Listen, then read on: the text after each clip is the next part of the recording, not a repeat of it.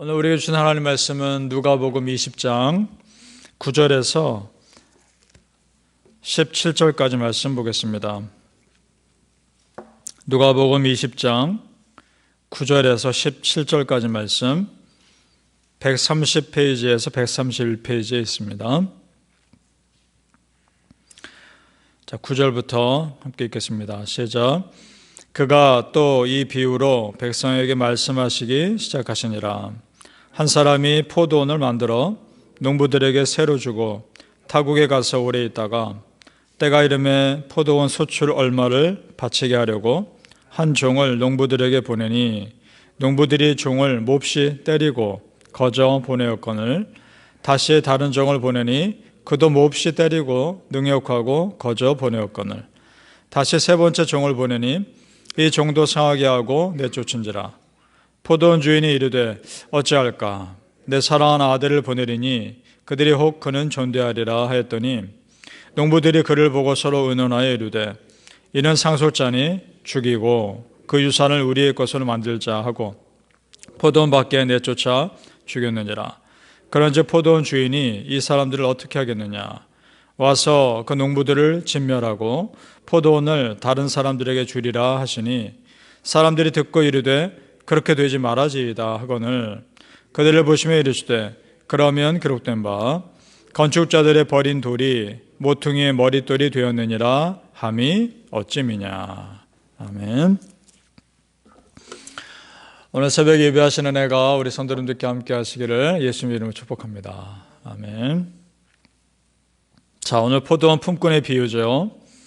그 당시에는 유대 지역에 땅을 소유하고는 있는데 살진 않으면서 그 사람들에게 세를 주는 사람들이 많이 있었던 듯합니다. 그래서 그 땅에서 농사를 맡기고 거둔 수확의 때가 되면 결산해서 그 수확을 세로 받는 거죠. 그러니까 여기서 일하는 농부들은 소작농인 겁니다. 따라 수확을 마치면 반드시 결산할 때가 옵니다. 그래서 이 주인이 종을 보내는 거죠. 10절을 제가 다시 한번 읽어보겠습니다. 때가 이름에 포도원 소출 얼마를 바치게 하려고 한 종을 농부들에게 보내니 농부들이 종을 몹시 때리고 거저 보내었거늘. 아멘. 자, 결산하려고 종을 보냈더니 그 값을 지불하지 않으려고 농부들이 종을 때려서 보냅니다. 또 한 사람을 보냈죠. 또 다른 한 사람을 보냅니다. 세 번째 종까지 다 똑같이 합니다. 주인이 고민하죠. 안 되겠다. 큰맘 먹고 아들을 보냅니다. 아들을 보내면 존귀 여기겠지. 말을 듣겠지. 그러나 이제는 더 끔찍한 일이 일어나죠. 14절 15절을 읽겠습니다. 14절 제가 읽습니다. 농부들이 그를 보고 서로 의논하여 이르되 이는 상속자니 죽이고 그 유산을 우리 것으로 만들자 하고 포도원 밖에 내쫓아 죽였느니라. 그런즉 포도원 주인이 이 사람들을 어떻게 하겠느냐. 자, 값을 지불하지 않으려고 그 주인의 아들까지 죽입니다. 자, 그 주인의 아들을 죽이면서 이제 이 포도원이 우리 것이 되리라 착각합니다. 얼마나 어리석습니까? 여러분, 이 비유가 누구를 대상으로 하는 말씀인지 여러분 다 아시죠? 이 포도원의 주인은 하나님입니다. 그리고 주인이 보낸 종들은 주의 종들, 주의 선지자들. 그리고 그 아들은 예수님입니다. 그럼 이 농부들은 누군가요? 예수님을 십자가에 못 박아 죽인 유대인들입니다. 지금 이 농부들 참 어리석죠. 그런데 여러분, 우리가 비슷한 실수를 할 수 있다는 겁니다. 무슨 말이냐? 하나님께서 나에게 맡기신 삶을 결산할 때가 반드시 오는데 그때가 오지 않을 것처럼 산다는 겁니다. 그러나 여러분, 그때는 반드시 올 겁니다. 내가 죽음을 맞이하는 순간일 수도 있을 것이고 내가 살아있을 때 온다면 그때가 마지막 때일 겁니다. 그때 하나님은 결산합니다. 그때 하나님 우리에게 물으실 겁니다. 아무개야, 이 땅에 살면서 너는 어떤 삶을 살다 왔냐? 내가 너에게 맡겨준 삶 어떻게 감당했느냐? 물으실 겁니다. 그리고 더 중요한 질문을 하실 수 있습니다. 너에게 있는 그 믿음 끝까지 지켰느냐? 물으실 겁니다. 여러분, 그때 아멘이라고 대답할 수 있기를 바랍니다. 더 그때 지금까지 나에 대한 내 삶에 대한 평가를 하나님 하실 텐데 그때는 예수님 믿는 자와 믿지 않는 자가 확실하게 구분될 겁니다. 그리고 나는 예수님 믿는 자로 스스로 생각했을지 모르나 정말 충격적이게도 예수님은 나는 너를 모른다라고 말하는 사람들도 구분될 겁니다. 우리 성도님들, 그 마지막 결산의 때가 되었을 때 우리 하나님께 남겨드릴 것이 있는 믿음의 삶 사시기를 예수님 이름으로 축복합니다. 아멘. 지금 우리가 사는 이 세상의 삶은 하나님께서 나에게 맡겨주신 삶입니다. 우리는 청지기의 삶을 사는 겁니다. 내 가정 나에게 맡겨주신 겁니다. 내 자녀들도 나에게 맡겨주신 겁니다. 그 맡겨주신 것들을 하나님, 여러분 어떻게 성실하게 감당하며 살고 있습니까? 물어보실 겁니다. 목회자들을, 특별히 목회자들에게 하나님이 물으실 겁니다. 내가 너에게 맡겨준 나의 교회를 너는 얼마나 성실하게 감당했느냐? 내가 맡겨준 나의 교회를 너는 얼마나 신실하게 말씀대로 가르치려고 노력했느냐? 반드시 물으실 겁니다. 더 강한 책임감으로. 최근에 여러분 한국 교회 어떤 교단에 총회가 있었습니다. 이름만 대면 다 아는 큰 교단입니다. 한국에서도. 그 교단의 총회가 충격적인 결정을 합니다. 어떤 결정을 하냐 하면 그 교단 총회에서 WCC와 NCCK에서 탈퇴하지 않기로 결정합니다. 그 단체에서 탈퇴하지 않기로 결정합니다. 그것이 충격인 겁니다. 그럼 그 단체가 어떤 단체냐? WCC는 세계교회협의회입니다. 이 단체는 시작부터 종교다원주의를 시작한 단체입니다. 다른 종교에도 구원이 있다는 거 아닙니까? 그리고 동성애를 옹호하는 단체입니다. NCCK는 뭐냐? 한국기독교교회협의회라는 단체입니다. 거기는 어떤 단체냐? 최근에 한국의 차별금지법이라고 지금 그거 있는데 그걸 지지하는 선언을 합니다. 차별금지법은 차별 없는 평등을 내세우지만 실상은 동성애 옹호하는 겁니다. 그거를 공식적으로 지지합니다. 그들의 주장은 이렇습니다. 말 그대로 차별 없는 평등, 하나됨, 화해와 일치, 평화, 참 좋은 말들입니다. 그런데 여러분, 성경의 진리와 위배되는 하나됨, 그런 평화, 평등은 또 다른 세상의 바벨탑일 수 있는 것입니다. 그것은 세상의 하나됨인 거죠. 이 두 단체에 가입된 교단들이 얼마나 많은지 여러분 아십니까? 이 교단들에 가입된 교회들이 또 얼마나 많은지 아십니까? 여러분 이름만 대면 깜짝 놀라실 겁니다. 그런 교회들이 이 단체에 가입되어 있다는 겁니다. 자, 교단들은 이런 주장을 합니다. 우리라도 남아서 바로잡아야 하지 않겠는가? 이런 말을 합니다. 자, 그러면 예를 들어보죠. 미국에 동성애를 옹호하는 교단이 어디가 있습니까? 대표적인 교단이 PCUSA라는 교단이 있습니다. 그 PCUSA라는 교단에 하는 교회들 참 많습니다. 아직도. 그런 교단에서 그럼 지금까지 결과적으로 그 교단의 정책을 바꾸었나요? 아니거든요. 앞으로도 못 바꿀 겁니다. 그것이 세상의 흐름이기 때문에 그렇습니다. 가장 지혜로운 것은 그 교단에서 빨리 빠져나오는 것입니다. 여러분, 지금 이 세상이 교회라고 해도 바른 교회라고 말하지 못하는 그런 세상이 되어가고 있는 것이 너무나 안타까운 것입니다. 마지막에 계시록에 보면 성경의 그 교회들이 하나님의 책망받는 교회들이 많이 나옵니다. 지금 이 우리가 몸담고 있는 한인 교회들이 그런 하나님의 책망을 받지 않으리라는 보장을 어떻게 할 수 있습니까? 여러분 참으로 분별해야 할 때인 줄로 믿습니다. 마태복음에서 분명히 경고합니다.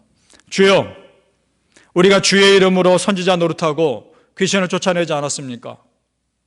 우리가 주의 이름으로 목사로서 사역하고 교회에서 장로와 권사, 집사로 사역하지 않았습니까? 심지어 귀신도 쫓아내지 않았습니까? 근데 예수님이 충격적인 말씀하시죠. 내가 너희를 도무지 알지 못한다. 불법을 행하는 자들아, 내게서 떠나라. 평생 교회에서 열심히 사역하고 열심히 헌신했는데 정작 마지막 날 그날 예수님이 나는 모른다. 그러면 무서운 일인 겁니다. 그때는 정말 끝인 겁니다. 그렇게 맡겨주신 삶을 결산할 때가 반드시 온다는 것입니다. 여러분 그때 믿음 지키실 수 있길 바랍니다.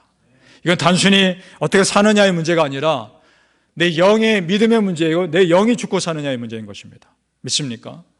바라는 우리 성도님들, 하나님께서 여러분에게 맡겨주신 그 믿음의 삶, 신앙의 삶 끝까지 지키시기를 예수님의 이름으로 축복합니다. 아멘.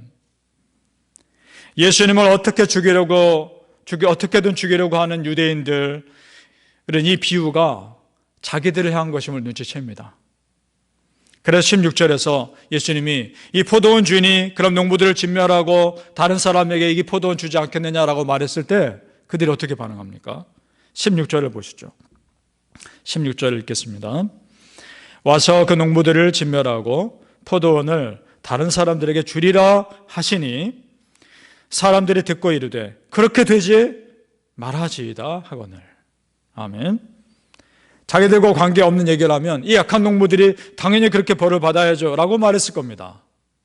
그러나 지금은 그렇게 되지 않기를 원하고 있는 거죠. 자신들을 들으라고 예수님이 하시는 말씀인 것을 알기 때문입니다. 자, 여러분, 그렇다면 그들이 어떻게 행동하는 것이 맞습니까? 당연히 회개해야 하는 것입니다. 듣고서 절대 회개하지 않죠. 그래서 예수님이 더 분명하게 얘기합니다. 17절 말씀, 이 말씀을 같이 읽어보죠. 17절 시작. 그들을 보시며 이르시되 그러면 기록된 바 건축자들의 버린 돌이 모퉁이의 머릿돌이 되었느니라 함이 어찌미냐. 아멘. 자, 건축자들은 누굽니까? 주인의 종들과 그 주인의 아들을 죽인 농부들입니다. 버린 돌은 그 주인의 아들, 그들이 죽인 주인의 아들 예수 그리스도입니다. 자, 너희들이 그렇게 무시하고 받아들이지 않는 예수 그리스도가 주인의 참되신 하나님의 아들 아니냐라고 선포하고 있는 겁니다. 그런데도 예수님 받아들이지 않습니다. 여러분, 죄가 죄인 줄 아는 것과 그 죄를 실제 회개하는 데까지 이르는 것은 또 다른 문제인 겁니다. 그러니까 우리가 지금 회개할 마음이 있다는 것 그 자체가 감사한 것인 줄 믿습니다. 내가 회개한 심령이 있다는 것 자체가 하나님의 은혜인 줄 믿습니다. 그럼 그 사람 사는 것입니다. 가룟 유다가 양심의 가책은 받았지만 회개하지는 않습니다. 베드로도 똑같이 예수님 배신하고 죄를 짓습니다. 그러나 무릎 꿇고 회개합니다. 그리고 사랑을 고백합니다. 그 아들을 회복하시죠. 여러분, 오늘 하나님이 찾으시는 사람 누굴까요? 하나님이 찾으시는 사람은 죄 없는 사람이 아닙니다. 이 땅에 죄 없는 사람은 사실 없습니다. 하나님이 찾으시는 사람은 죄 짓더라도 회개할 줄 아는 사람입니다. 돌이킬 줄 아는 사람입니다. 그 사람 품어주십니다. 오늘 말씀에 나온 농부들이 포도원 주인의 마음과 그들의 신뢰의 관계, 믿음을 지키는 사람이었다면 그 종들을 때리지도 않았을 뿐더러 알을 죽이지도 않습니다. 그러나 그들은 그 주인을 주인으로 여기지 않았던 겁니다. 마찬가지입니다, 여러분. 우리가 정말 하나님 되심을 믿는다면, 하나님이 나의 주인 되심을 믿는다면 그 하나님의 말씀, 성경 말씀대로 사는 것이 마땅한 것입니다. 그런 은혜가 여러분의 있기를 축복합니다. 사랑하는 성도님들, 우리가 하나님을 사랑해야 하기도 하지만 동시에 내 삶을 결산하시는 그 하나님 참으로 두려워하시기를 예수님의 이름으로 축복합니다. 아멘. 기도하겠습니다. 아버지 하나님, 참 두려운 때입니다. 참으로 분별이 필요한 때입니다.